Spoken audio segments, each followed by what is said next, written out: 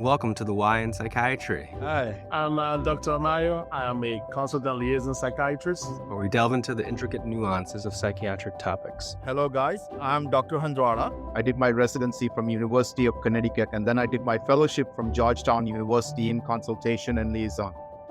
Each episode features interview-style discussions that explore the intersection of the mind, medicine, and the human experience.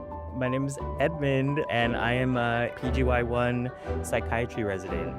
Together, we'll uncover the hidden why and the groundbreaking discovery shaping the psychiatric landscape. So grab a seat, a warm beverage, tune in, and let's embark on this journey to unlock the mysteries of the human psyche. Only on the Y in Psychiatry. Welcome back to the Y in Psychiatry. So, guys, today we have a special treat, right? So, this is in the middle of us recording our bipolar episodes. But I came across a medication called Cobenfy. And today we have a special treat because we're going to delve deep into the why of Cobenfy, the why and the how of Cobenfy, those questions you've been asking. So, Cobenfy is a combination of two different medications. One component is called xanomeline and trospium, right? So, how was this discovered? Approximately like about 6 decades, we have known that the cholinergic system plays a role in psychosis as well as cognition, right? Susceptible patients will have cognitive problems, and anticholinergic toxicity can cause psychosis, right? So we know that when you give anticholinergic medications, you can precipitate psychosis and cognitive impairment.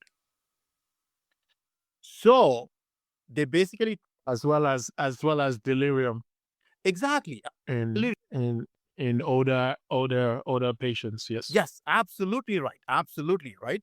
And plus, there is natural stuff that acts on the cholinergic receptor. I don't know whether you guys actually are aware of it. I don't know whether Than actually knows about it because I'm from India. So there is something called betel-nut in India. Have you heard of betel-nuts? Oh, yeah. I remember that being in some vignettes. Southeast Asia, actually, they do grow betel-nut. There's like these coconut trees or palm trees, and they will have these nuts actually which grows in bunch. Okay, they look like dates basically. All right.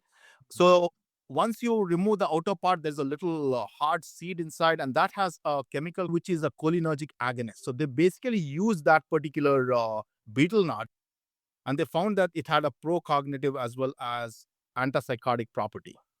Oh, interesting. Yes. And from that particular compound, they developed xanomeline, right, which is a part of Cobenfy. So xanomeline, Really? yes, it's an M1 and M4 receptor agonist, right? As you're talking about this, I'm very well aware of betel-nut. Actually, that's what my 100-year-old grandma would chew on all the time. Yes. I- Yes. It's red, right? Yes. It's actually, you basically eat it with something. In India, we call it as pan. So the red color is not from the nut. The red color is from the ingredient that they usually add to make the pan. Oh. Okay. Yeah. Wow. So, but if you're just chewing the betel nut, it just makes your mouth dry, and it does not actually cause any red coloration. That is actually because they mix it with some stuff, Okay. That makes sense. Okay. I definitely have a good image now. Yes. So xanomeline is an M1 and M4 receptor agonist, right? And M1 and M4 are muscarinic receptors, right? And they are present in the central nervous system, maximum density. All right. So if you look at the M1 muscarinic receptor, is usually present in the cerebral cortex as well as the hippocampus, and is also present in the basal ganglia. And the M4 receptors you usually see is present in your basal ganglia, in your hippocampus, in the limbic system, as well in your cortex, right? So these are the areas where M1 and M4 receptors are present. So the first time they ever used xanomeline was actually to treat cognitive impairment in Alzheimer's dementia. That, there was an improvement. It had pro-cognitive effect. That's where the trospium comes in. Yes, exactly. That's where the trospium actually comes into effect, right? Because if you stimulate the muscarinic system or the parasympathetic system, you'll have a lot of GI side effects, right? Nausea, vomiting. If you actually stimulate the parasympathetic in your heart, it can cause bradycardia as well as syncopal attacks. It's almost like a organophosphate poisoning. Yes, exactly, right? Because for organophosphate poisoning, you usually use atropine as an antidote. Yeah. Yeah, you're absolutely right. It's almost like an organophosphate poisoning. You're right? And organophosphate poisoning is very common in India and other places where people overdose by on insecticides. So what they did is that now they actually wanted to use this compound. So they found that another compound called trospium, which blocks the muscarinic receptors, when added to xanomeline, decrease the peripheral side effects. Okay. Okay, so trospium doesn't cross the blood-brain barrier. It does not. It works only peripherally, right? Okay. Xanomeline does cross the blood-brain barrier. So if you look at the ratio of xanomeline in central nervous system to the periphery, it's about 10:1. Right? So it has a pretty good penetration into the blood-brain barrier. So the combination was developed, which is called Cobenfy, which was found to be pretty effective actually to treat the cognitive dysfunction as well as positive symptoms in patients with schizophrenia. And the advantage is that it has no D2 blocking property. So you don't develop those side effects seen with regular, typical or atypical antipsychotics. Usually the risk of tardive dyskinesia and EPS is almost negligible. I'm guessing you can use it as a single therapy medication for schizophrenia. How effective is it in controlling symptoms? So, like according to the clinical trial, very effective, right? I think the place where you can use it is if the person actually has not responded to, say, a typical antipsychotic or an atypical antipsychotic, which might actually lead us to think that is it the dopaminergic system that is causing the psychosis, or is it the muscarinic system that is involved? Because these muscarinic receptors are also present in the basal ganglia where exactly the antipsychotics actually work. So the advantage is that extrapyramidal symptoms like Parkinsonism, tardive dyskinesia, the risk is low or almost negligible. Sedation, almost negligible. Weight gain, almost negligible, right? And these are the things that we struggle with the antipsychotics, as like both typical as well as atypical antipsychotics. So what are the side effects to be concerned about? Yeah, side effects is again, right? If you're giving an anticholinergic medication like trospium, you'll get anticholinergic side effects of the medication, right? So peripheral anticholinergic side effects, right? Like for example, they can have tachycardia, they can have dry mouth, dryness of the eyes, right? Constipation. It's like the toxidrome mnemonic, right? Like mad as a hatter, out as a hare, full as a flask. Yeah. Yes, exactly. Right. So let me see if I get this straight. So Cobenfy is a combination of a M1 and M4 agonist and a anticholinergic medication. The anticholinergic medication works in the periphery, while the M1 and M4 agonist works in the brain. Yeah. I'm actually wondering if we can treat schizophrenia with cholinesterase inhibitors, because that's basically a different method of affecting the cholinergic system. Yeah, because isn't that in the same way kind of what Cobenfy is doing? Cobenfy, right? Because the thing is that the cholinesterase inhibitors are effective only when you have a deficiency of acetylcholine. Like in patients with schizophrenia, there's no problem actually with an acetylcholine. The problem with schizophrenia is that there's too much dopamine that is released in the dorsomedial striatum. That makes sense. You can actually treat schizophrenia either by blocking the postsynaptic receptors where the dopamine acts, or acting on the presynaptic autoreceptors like D2 receptors to decrease the amount of dopamine released. And that's what actually like most of our antipsychotics do, right? So most of the antipsychotics, what do they do actually? They are D2 blockers. So they'll block both the pre and postsynaptic. If you block the presynaptic D2 receptor, they're autoreceptors. So they'll increase the amount of dopamine, which is not good because in schizophrenia, the dopamine is already high. But they also block the postsynaptic D2 receptor, blocking the effect of the dopamine, and that's how you have the antipsychotic effect. So now what if we come up with a medication that decreases the release of dopamine itself? That's where xanomeline comes Yes, in. that's where xanomeline actually comes in, right? Because what it does is that it decreases the amount of dopamine that is released in the basal ganglia, that is the dorsomedial striatum. How does it block? How does it reduce the amount of dopamine that's released in the So let me dorsal striatum? describe few areas in the brain so people can actually create a mental picture of where they are located, right? So first start with the cholinergic center in the brain stem, not the basal forebrain, in the brain stem. And that's called pedunculopontine tegmental nucleus. So it's present in the pons. That's a cholinergic center in the brain stem.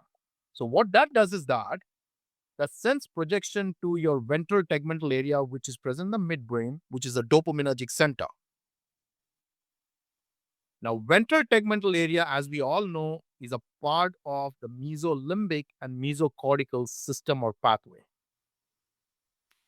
So, acetylcholine, when it's released from this pedunculopontine tegmental nucleus, it can stimulate this dopaminergic neuron to release dopamine, right? So, if you increase the amount of dopamine in the basal ganglia, we know that that causes the psychosis, right? So, these cholinergic neurons at the nerve terminal, they have the M4 muscarinic receptors. And we know that M4 is an autoreceptor. So what happens if you stimulate an autoreceptor, you can decrease the release of neurotransmitter. But if you block it, you increase the release of neurotransmitter. But xanomeline stimulates the M4 receptor. So if you stimulate an autoreceptor, you decrease the release of acetylcholine. So now you're decreasing the release of acetylcholine from the pedunculopontine tegmental nucleus in the ventral tegmental area. Make sense? Makes sense. Perfect. Now, if you're really decreasing the release of acetylcholine, what happens? You cannot stimulate the dopaminergic neuron. So you decrease the release of dopamine from the dopaminergic neuron into the basal ganglia or into the striatum. That's a good thing, right? That would reduce the positive symptoms of schizophrenia. Exactly, right? Sure. Now, there's another mechanism that it works, right? So it works on a second step. So now this on the M1. Yeah, so the dopaminergic neuron, what it does that it releases dopamine into the striatum, right? The striatum also has something called cholinergic interneurons. They usually are like fine-tuning the firing of the striatum. So what happens is that this cholinergic interneuron will release acetylcholine, which acts on the dopaminergic neuron to cause release of dopamine. Now, these cholinergic interneurons are also rich in M4 muscarinic receptors. So what is happening now is that xanomeline will act on this M4 receptors, stimulate it, these are autoreceptor, decrease the release of acetylcholine in the striatum, which in turn can actually decrease the release of dopamine from the dopaminergic nerve terminal. Make sense? Yes. So now we know that it works on two different areas, right? The nerve terminals from the pedunculopontine tegmental nucleus and the nerve terminal of the cholinergic interneuron in the striatum. So now you have decreased the amount of dopamine that is released in the striatum, so you can take care of the positive symptoms.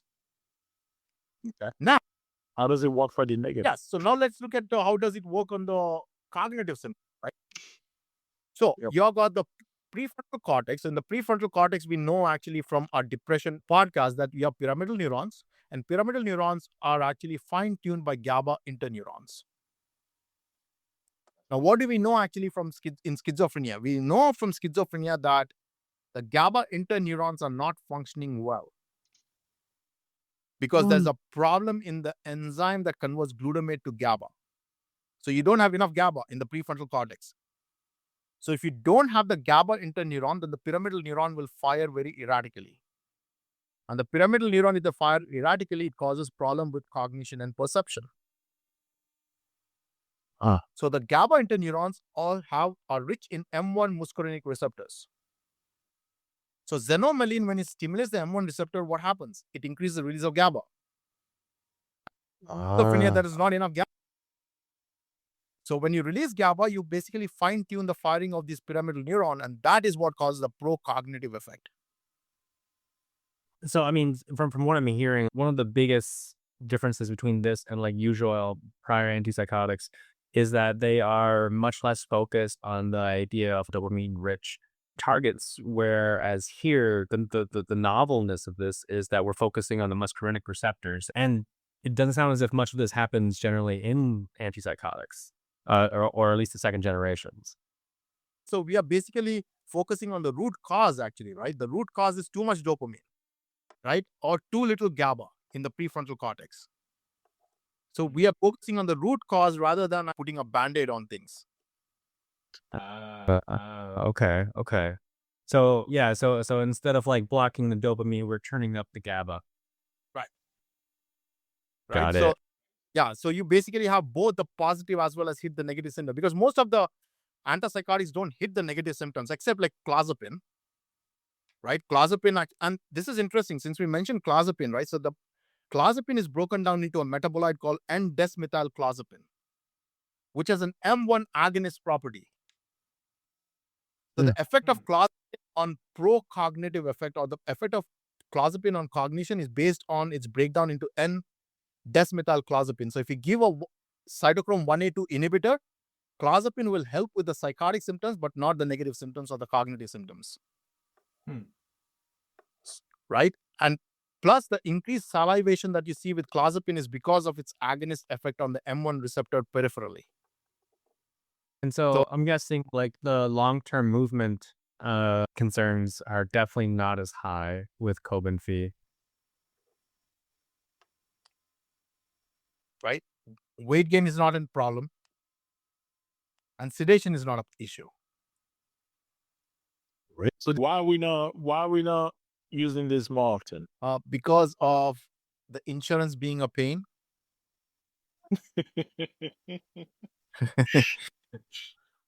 Right? Yeah, that's the problem. So I basically, like, this should be like a good medication. I guess alternatively to this, if people can't afford it and they go out to find some betel-nut,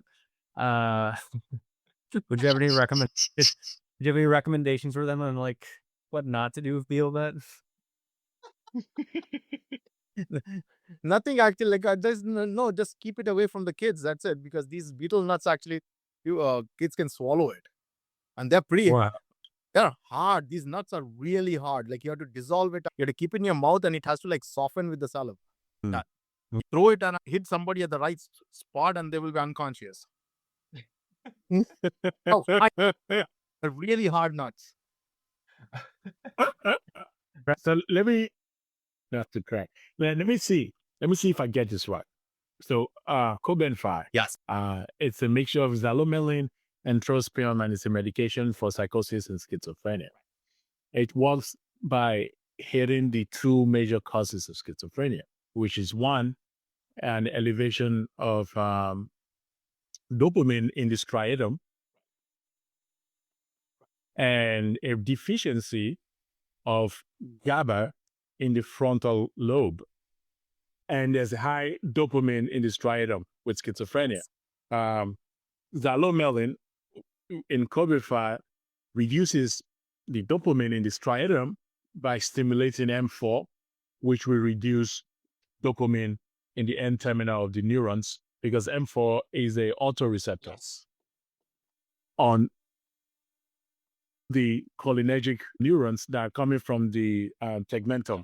Am I getting that right? Okay.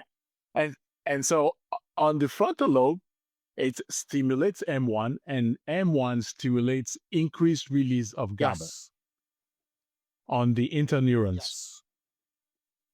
Cobenfy. That's very interesting. That is very interesting. That's a pretty cool drug, though. It is pretty cool, right?